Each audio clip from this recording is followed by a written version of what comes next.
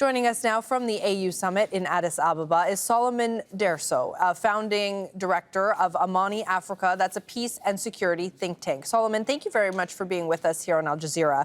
So the Sahel nations are not represented at this summit. Is there concern within the AU that this could be the beginning of a continental split? I think the question of the representation of the Sahel countries directly is not necessarily the problem. I think for reasons that you have already made reference to, which is the fact that coups took place in these countries, and under the African Union rules, any country that have experienced a coup would automatically be suspended from the African Union. It is within that framework that we have around 7 countries, many of them in West Africa, currently under suspension, including, except Gabon, to which you made reference, which returned back to the African Union, and Guinea, most recently.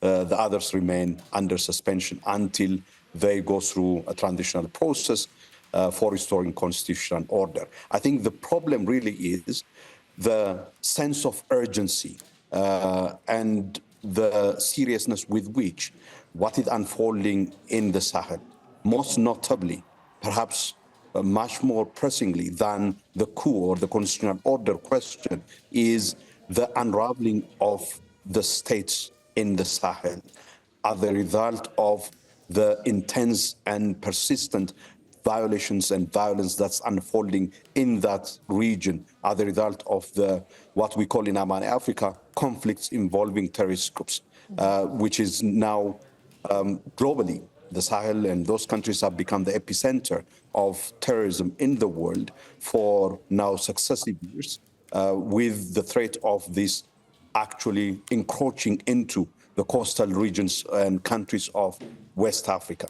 It is therefore a very deeply worrying situation, but we do not see a level of alarm and urgency on the part of continental and regional actors. At least for its credit, ECOWAS actually declared a state of emergency late last year.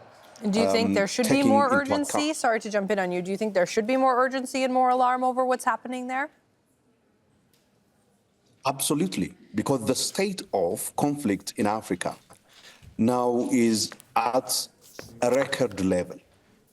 There are more conflicts in recent decades than today than any time in recent decades. You have also not just more conflicts, but also the dynamics of conflict is changing. And we are witnessing the normalization and the entrenchment of conflicts in many parts of the continent. This is not unique to the Sahel. I think it's important to emphasize that point. Sahel is suffering from, of course, the dominance of terrorist threat and terrorist violence. But this violence is also affecting countries in the Horn of Africa. For the first time, Southern Africa, because of what's unfolding in Cabo Delgado in Mozambique. And the coastal states of West Africa are also feeling the fire of this thing that's happening. So basically, the kind of situation is one that puts the very existence of countries and societies under peril. And there is nothing more that should alarm and make everybody act with a sense of urgency and collective resolve. Now, Solomon, given how many conflicts are taking place right now, and obviously the significant humanitarian crises that come along with them, is the AU able to bring an end to these conflicts? Does it have the means and the willpower to do it? Look, the AU is established under a commitment for non-indifference to the plight of Africans caught up in the crossfire of violence and conflict. That is why, for example, the AU became the first international multilateral body to actually commit to intervention in its own member states in cases of what it called genocide, war crimes, and crimes against humanity. And it has actually tried to operationalize this, as it tried to do so 20 years ago in Darfur, for example, with a humanitarian ceasefire and then with the monitoring of that ceasefire, and with the deployment of actually peacekeepers into Darfur, who contributed to the stabilization of the situation, who became actually a very important line of defense for civilians who have been displaced in hundreds of thousands. And the AU that did that, there is no reason why it couldn't do that. It's not the only actor.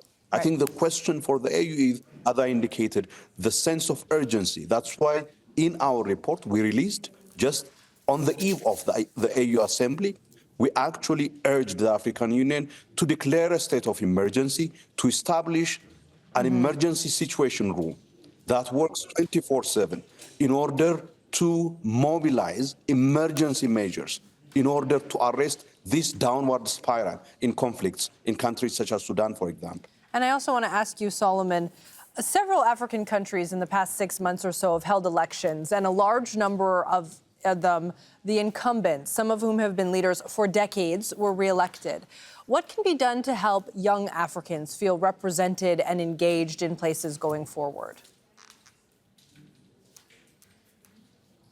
That is another dimension of actually the crisis that we have highlighted in our report as well, that there is no light at the end of what we called the constitutional and democratic governance deficit and crisis on the continent. And indeed, these elections that you made reference to are, characterized, some of them are involving what our report called electoral thuggery, clearly highlighting, elections instead of being used for advancing the will of the people, including the vast majority of the youth. They are being used actually to entrench electoral authoritarianism on the continent. And therefore, the protests that the youth are engaging in is a manifestation of their increased consciousness that this is not normal. We are not going to allow this to be normalized, that we are going to assert our dignity, our humanity, by insisting that we live under systems of governance that are accountable and responsible to the people. Solomon Derso, it's been really great to get your insight here on Al Jazeera. Thank you for joining us.